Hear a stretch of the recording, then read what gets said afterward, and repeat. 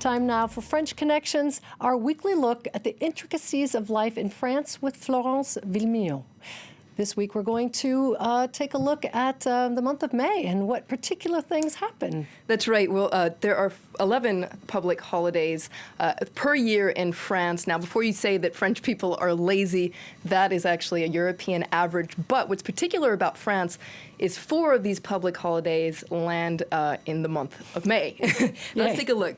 You have May Day, Labor Day, which lands on May 1st. Ascension Day, known as Holy Thursday, there you can see it, May 5th. The 8th of May celebrates the end of World War II in Europe. And then you have Whit Monday, which lands on Monday the 16th this year. That's another Christian holiday for a secular country, of course. France celebrates a lot of Christian holidays, but that's another matter, isn't it? Well, with all those holidays, one wonders how anybody gets anything done in this country. Well, it really depends on the year because, it depends on what day of the week those public holidays land, which changes every year. For employees, this year is rather unlucky because May 1st and May 8th land on a Sunday, but some years they fall during the working week, and that's really a jackpot. And that brings us to a very important French concept, and in fact our word du jour, which is pont. Now, quite literally, pont means bridge, of course. But when a public holiday falls on a Tuesday, a Wednesday, or a Thursday, well, you can do something called faire le pont, which essentially means you can take a day off between the public holiday and the weekend and pretty much make your weekend into a mega weekend, an extended long weekend. And if you're lucky, you can get many of these in the month of May. And as you can imagine, French people love their pont. Let's take a listen. It's a great time to relax, spend some time as a family, breathe a little, recharge our batteries and enjoy life. We have more time to see our kids, we can travel around, see the country without busting our budget. I'm leaving for 10 days and I only had to take 4 days off work. It's great if you want to get away. Well, that's great for workers. How great is that for employers? Well, during the month of May, many business owners see their activities slow down, sometimes grind to a halt. So this can have a bad effect on productivity and ultimately GDP. But some businesses love these ponts, especially if they are in the tourism sector. The month of May is, in fact, a cash cow for them. Let's listen to some of these business owners. It extends the vacation period. People stick around. It's good for our business.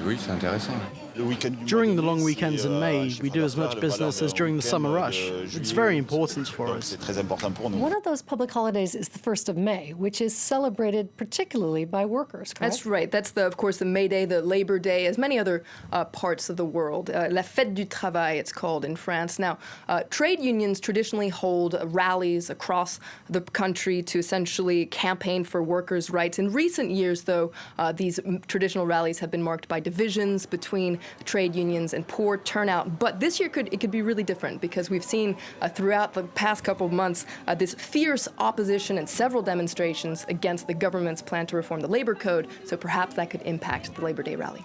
But workers aren't the only ones that celebrate May 1st. Isn't that also celebrated by the far-right National Front Party? You're absolutely right. The Front National holds a traditional parade on the 1st of May, which ends with a wreath-laying ceremony in front of the statue of Joan of Arc located just near the Louvre in the heart of Paris. Now, this year things are different, though. The Front National has decided to break with tradition. It will still hold this wreath-laying ceremony that you can see right here, but instead of a parade, it's going to hold a national banquet. Now, officially, the party says this is for security reasons, but analysts say actually this is a sign of divisions within the party, especially between Marine Le Pen, the leader of the party, and her father, Jean-Marie Le Pen, the founder of the party.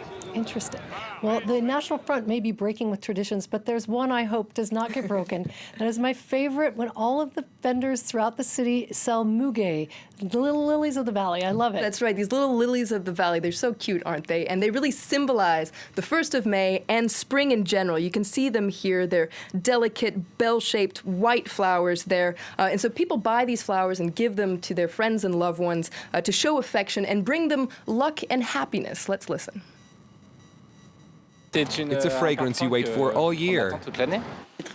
It's pretty, it smells nice and fresh. It's a sign of spring. It's an opportunity to wish good luck to the people I care for, show them some appreciation.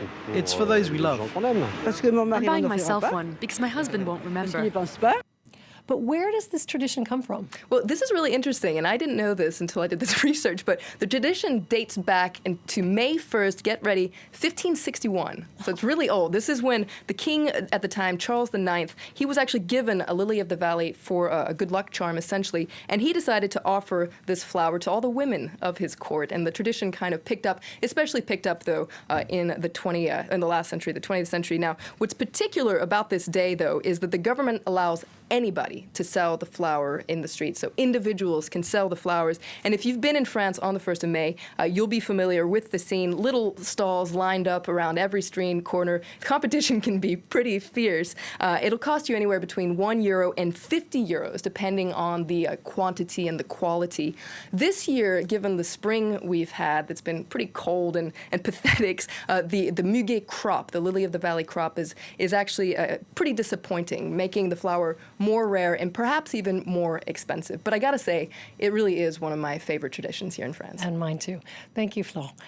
If you have any other questions for Florence or connections, go to our website, france24.com.